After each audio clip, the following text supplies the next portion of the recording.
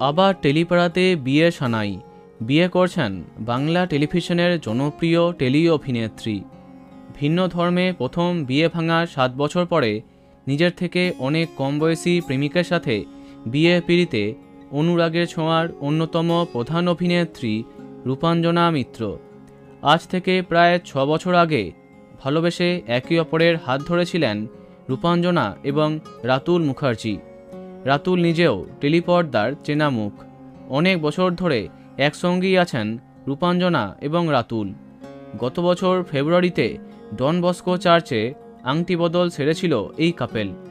এই ঘটনার সাক্ষী ছিল রূপাঞ্জনার ছেলে রিয়ান। ছেলের কথা ভেবেই এবার তাদের সম্পর্ককে সিলমোহর দিচ্ছেন তারা। রাতুল জানিয়েছেন, ওকে ঘিরে সবটা। আমাদের এই বিয়ের সিদ্ধান্তে আমাদের সম্পর্কে রিয়ানের অবদান অনেকটা। সম্প্রতি হয়ে গেছে আইবুড়ো ভাতের পর্ব।